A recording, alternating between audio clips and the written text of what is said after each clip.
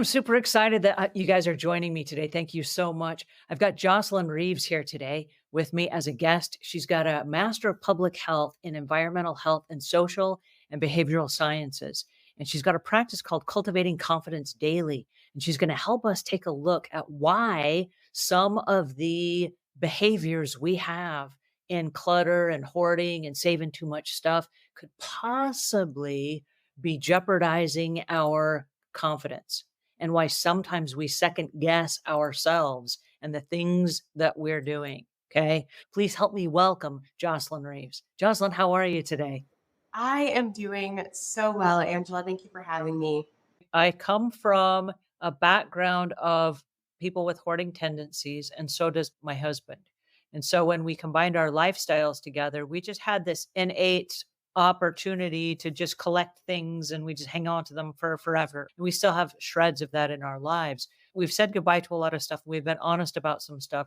But I still have a whole closet full of musical instruments that he used in high school because they're good instruments and he doesn't want to get rid of them. And technically, they're not really worth much money. You can't sell them or nobody really wants them. We just have them because he played lots of musical instruments and therefore has hung on to them with no real good reasons why. But we started asking ourselves the question, what does our ideal life look like? And as we started pulling out pictures of magazines, oddly enough, what we saw were pictures of like totally empty spaces. They had beautiful living rooms that were all orderly and clean and fancy. And we said, that doesn't look like our lives at all. But what we were looking at wasn't people who had more, they actually had less. Wait a second. So if we're rich and famous, we have less, not more. That's like a backwards approach. I thought like I was going to be rich and famous and I'd have more, not less. But the pictures that we pulled out of magazines and said, that's for me, were pictures of less. So we started saying, so if you were a millionaire or a billionaire, what does your life look like? And I discovered that what my life looked like, it had less, not more. It had less food. It had less stuff. It had less activities. It had less of everything. So you spend your whole life working all these hours so that you end up with less. That's so weird. Then I started saying, if I'm a billionaire in training, how do I then live my life? And I started making a different set of choices. What am I going to eat today if I'm a billionaire in training? Well, I would eat healthy foods. I wouldn't eat processed, cheap, quick, fast junk food. I would eat healthier foods that actually had more thought and more care put into them. I would have less stuff and it would be more quality stuff and better taken care of. And I wouldn't make the thrifty clearance purchases that bring me the quick joy. So I started buying less stuff. And it was a really interesting study. And if I ever get tripped up like I'm getting ready to buy something, I say, wait a second, if I'm a billionaire in training, is this what I would buy? And oftentimes the answer is no, not at all. That's such a powerful approach. And I love that you use like that billionaire in training or like whatever it is that you want to be. And one of the other helpful examples that I've heard people use, and this is what I think of, is what is the future Jocelyn doing? Who is she? And who I am today is doing favors for that person, is working for her. I'm working for the Jocelyn of tomorrow. And what I'm doing today is the Jocelyn of tomorrow going to come back and say, thank you. Oh my gosh, great job. Or is she going to say, why did you do this? Or should have made a different choice. I love that kind of mindset of thinking about who am I becoming? Because it's not who do I want to become. Once you make a decision and you decide, hey, I'm a billionaire in training, I'm a billionaire and I'm getting there. Is this the action that I will take? Because change starts today. It doesn't start tomorrow. You can't get there by remaining here. You get there by taking slow and steady steps with the notion that everything I'm doing today is serving me tomorrow. Oh, I love that. That is so powerful.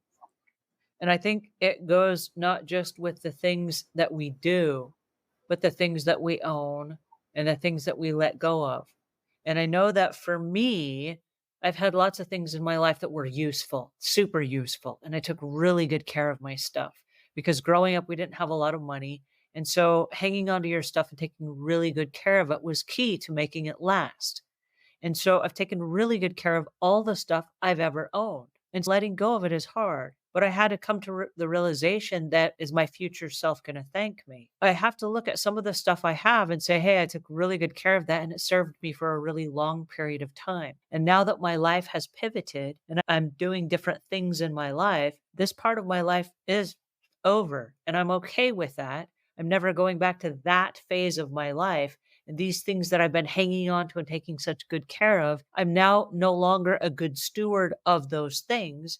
And because I took such good care of them, they're still good and I can still give them to someone else that can get good use out of them. They don't really fit into my life anymore, like the musical instruments. And I could donate them to a school, which I think is awesome because there's probably somebody that can't afford one of those musical instruments. And there's a free one in my closet that we're not using and probably never will again. It was useful for a period of time and we took really good care of it. Maybe someone else could use it now. We're done with it. We're not going to use it again. It's beautiful, like being able to say that I did what I needed to do, and now the time has come to let go. I think it's a really beautiful point to allowing yourself that amazing release is even more powerful.